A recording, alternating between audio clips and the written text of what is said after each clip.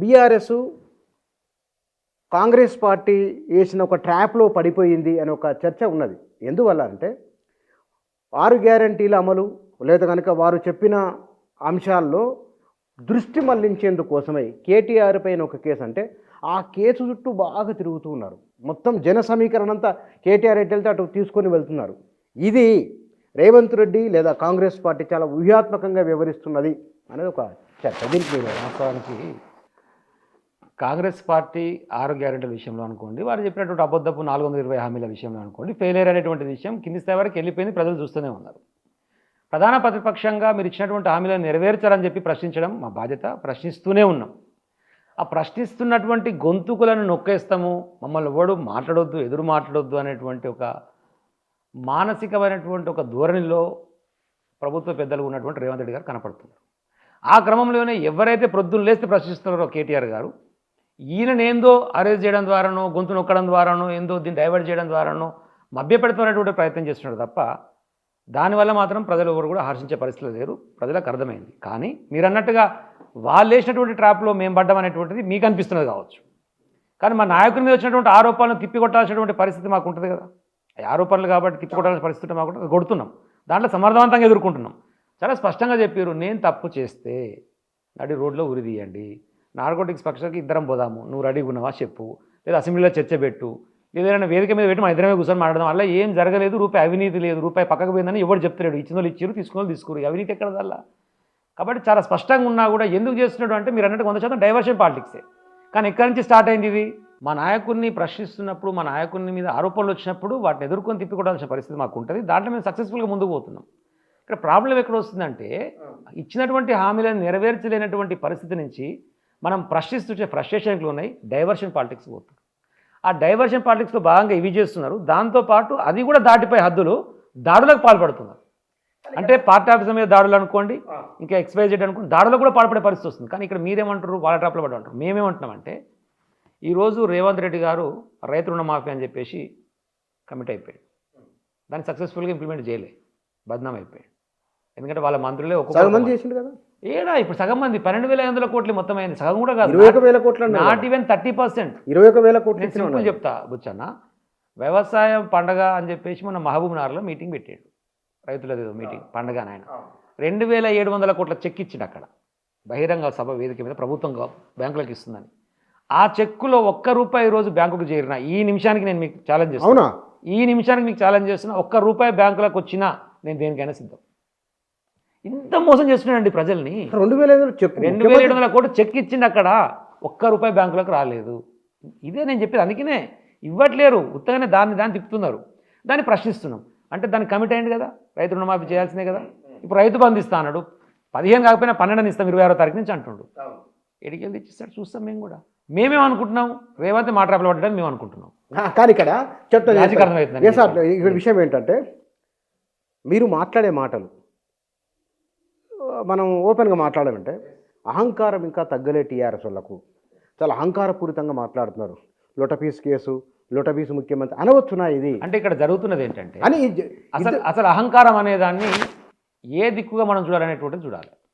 అంటే అహంకారం అనేదాన్ని డెఫినేషన్ దొరాడుకోవాలి మనం. ప్రజల పక్షాన గొంతు చించుకొని మాట్లాడి ప్రశ్నిస్తే అహంకారం అయితే మేము అహంకారులమే. మరి ఆయన ఉద్దేశంలో ప్రజల పక్షాన గొంతు చించుకొని మాట్లాడుతున్నాం మేము. అది దానికి ఏం చెప్పాలి? అహంకారం. ఎప్పుడు కూడా ఏమైందంటే ప్రశ్నించినటువంటి ప్రశ్నకు నీ దగ్గర సమాధానం లేనప్పుడు వ్యక్తి యొక్క క్యారెక్టర్ని మెలైన్ చేసేటువంటి ప్రయత్నం చేస్తారు. సింపుల్. నేను ప్రశ్నిస్తున్నా, దానికి సమాధానం చెప్పు. సమాధానం చెప్పలేకపోయినప్పుడు ఏం చేస్తాడు? ఈయనకు అహంకారం ఎక్కువ, ఈయనకు మనుషులు కనబడరు, ఈయనకు నెత్తి మీద కళ్ళు ఎక్కినాయి. కేసీఆర్ కూడా అట్లా బదనాం చేసే ప్రయత్నం చేశాడు ముఖ్యమంత్రిగా ఉన్నప్పుడు. నేను అనేది అంటే ఈ బదనాం చేయడం కోసం ప్రయత్నం చేస్తాడు తప్ప ఆయన చెప్పి రండి అంటే ఏం చెప్పిండు? హ్యాబిట్స్లో ఉరిదీస్తే సిద్ధంగా ఉన్నా, అవినీతికి పాల్పడితే నార్కోటిక్స్ పరీక్షకు పోదాం ఇద్దరము సిద్ధంగా ఉన్నా, ఏ విచారణ సంస్థతోని మీరు ఎన్నిసార్లు విచారణ చేసినా నేను వచ్చి సహకరిస్తా, నేను మాజీ మంత్రిని, ప్రస్తుతం ఎమ్మెల్యేని, ఎక్కడికి పోను చెప్పిండు. చెప్తూనే ఏమన్నా తెలుసా, మీ పని మీరు చేసుకోండి, నా పని నేను చేసుకుంటా. రైతుల కోసం మాట్లాడతా, రైతు ధర్నాకు పోయిండు మన షాబాద్కి. నల్గొండకు వస్తామని చెప్పేసి మేము ప్రోగ్రాం పెడితే పోలీసు వాళ్ళు అనుమతి ఇవ్వద్దని పైనుంచి ప్రెజర్స్ మంత్రులు, ఎట్టి పరిస్థితి ఇవ్వద్దని. మళ్ళీ మేము కోర్టుకు పోతే మాకు 28వ తారీఖు పర్మిషన్ వచ్చింది, 28వ తారీఖున నిర్వహిస్తున్నాం. ఆయన పని మీద ఆయన ఉన్నాడు కదా, వాళ్ళ ట్రాప్లు ఎక్కడ పడేట్టు మేము రైతుల కోసం ఆ ప్రోగ్రాం మేము ఇచ్చుకొని తిరుగుతూనే ఉన్నాం కదా. రైతాంగం కోసం మేము ఇచ్చినటువంటి ఏదైతే రైతు రుణమాఫీ చేస్తా అన్నావో, రైతాంగానికి సంబంధించినటువంటి రైతు భరోసా ఇస్తానవో వాటిని ఫిక్స్ చేసి ఏపీయడంలో మాట్లాడిన రేవంత్ పడ్డాడు అంటున్నా నేను. ఇప్పుడు సచ్చుకుంటే 26వ తారీఖు ఇస్తాడు, చూద్దాం మరి రేపు ఏమి ఇస్తాడు ఆయన. 26వ తారీఖు నాడు ఎడికెళ్ళి తెచ్చిస్తాడో ఎట్లు ఇస్తాడో. ఎస్, అంటే ఇవ్వకపోవడానికి కారణం కూడా గత ప్రభుత్వం చేసిన అప్పులకు 10-15 వేల కోట్ల రూపాయలు అసలు మిత్తి కట్టాల్సి వస్తుంది. ఇది ప్రజలు 15,000 పదే పదే చెప్తున్నారు వాళ్ళు. అవునన్నా, నేను ఏమంటున్నా అంటే 10-15 వేల కోట్లు దేనికి నెలకు కడుతురా? లెక్కలు ఉంటాయి కదా దేనికైనా. ఇప్పుడు ఆయన ఇంటికి వెళ్ళి చెప్పేది కాదు, నా ఇంటికి వెళ్ళి చెప్పేది కాదు. ఎన్ని అప్పులు ఉన్నాయి రాష్ట్ర ప్రభుత్వానికి ఏందనేది మొత్తం కేంద్ర ప్రభుత్వం నిర్దిష్టంగా మొత్తం వ్యవహరిస్తుంది. మీరు మంచి ప్రశ్న అడిగారు, నేను కూడా సమాధానం చెప్పాలి, ప్రజలకు కూడా తెలవాలి. ప్రభుత్వం ఏర్పడే నాటికి ఉన్నటువంటి పరిస్థితులు 2014 బీఆర్ఎస్ పార్టీ ప్రభుత్వం ఏర్పడే నాటికి ఉన్నటువంటి పరిస్థితులు, మేము మిగులు బడ్జెట్ ఇచ్చినాం, ఆ బడ్జెట్ ఇచ్చినాం, తొక్క బడ్జెట్ ఏమి ఇచ్చింది లేదు, ఏం లేదు ఇల్లు. కానీ అప్పుడు కూడా అప్పులతోనే స్టార్ట్ అయినాము. కానీ ఎక్కడైనా ఎట్లా చూస్తారు లెక్క అంటే ప్రభుత్వ ఆస్తుల యొక్క విలువ ఎంత? 3.5 లక్షల కోట్లు 2014లో ప్రభుత్వ ఆస్తుల విలువ మొత్తం. కేసీఆర్ గారు చేసినటువంటిది వీళ్ళు చాలా మాట్లాడుకుంటా పేరుగా. అంటే ఎంత అప్పు చేసినది ఎవరు నోటికి వస్తుంది మాట్లాడతారు. నేను చెప్పేది అదే. ఈ నోటికి ఏదో వస్తుంది మాట్లాడతారు. 7 లక్షల కోట్లు 5 లక్షల కోట్లు కాదు. కేంద్ర ప్రభుత్వం చెప్పింది 4,17,000 అంటే 4,17,000 కోట్ల అప్పు కేంద్ర మన 10 సంవత్సరాల కాలంలో మనం చేసినాం. సగానికి సగం అదే కదా, 4,10,000 కోట్ల అప్పు చేసినాం. మీ దగ్గర ఉందా ఆధారం? అది ఇస్తాను మీకు, 100% 4,17,000 కోట్ల అప్పు 10 సంవత్సరాల కాలంలో కేసీఆర్ బీఆర్ఎస్ పార్టీ ప్రభుత్వం చేసిన అప్పు.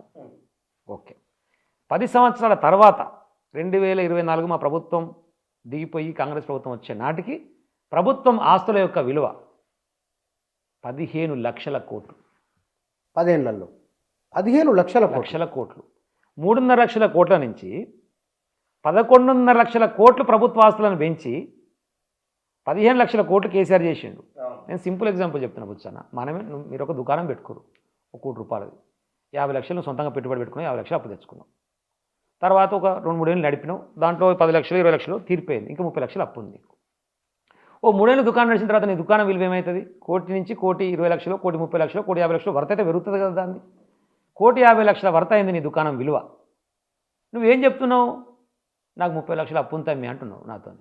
1,50 లక్షల దుకాణం ఉందని చెప్తలేవు నాకు. 1,50 లక్షల దుకాణం ఉంతామని చెప్తలేవు నాకు. 30 లక్షల అప్పు ఉంతామి నాకు ఏం చేయాలంటున్నావు? కేసీఆర్ గారు చేసిన 4,20,000 కోట్ల అప్పు గురించి చెప్తున్నావు తప్ప, 4,17,000 కోట్లు కానీ అందాజ కోసం చెప్తున్నావు. ఆ అప్పు గురించి చెప్తున్నావు తప్ప 11.5 లక్షల కోట్ల ఆస్తులు పెంచిన తెలంగాణ ప్రభుత్వానికి కేసీఆర్ ఆ ముచ్చట ఎప్పట్లేవేంది నువ్వు అంటున్నా. నేను ఇక్కడ చెప్తున్నా కూర్చొన్నా, మీకు ఒక స్పష్టత ఇవ్వాలి. ఎందుకు అంటున్నా అంటే ఆ వాటితోని ఆస్తులు ఎందుకు పెరుగుతాయి? కాళేశ్వరం కట్టిండు, అది ప్రభుత్వం ఆస్తి. యాదాద్రి పవర్ ప్లాంట్ కట్టిండు, అది ప్రభుత్వం ఆస్తి. ఓ సెక్రటరియట్ కట్టిండు, ప్రభుత్వం ఆస్తి. రోడ్లు మంచిగా బిల్డప్ చేసిండు, ప్రభుత్వం ఆస్తి. చెరువులను బాగా చేసిండు, ప్రభుత్వం ఆస్తి. చెక్ డ్యాములు కట్టిండు, ప్రభుత్వ ఆస్తులు. ఇవన్నీ సబ్స్టేషన్లు కట్టిండు, ప్రభుత్వ ఆస్తులు. ఎగ్జాంపుల్ నేను చెప్పేది. నువ్వు ఏడాది కాలంలో ఎంత అప్పు చేసినావు? 1,50,000 కోట్ల అప్పు చేసిండు. 1,50,000 కోట్ల అప్పులో నువ్వేం చేసినావు అడుగుతున్నా నేను. ఒక్కటి చెప్పు నాకు.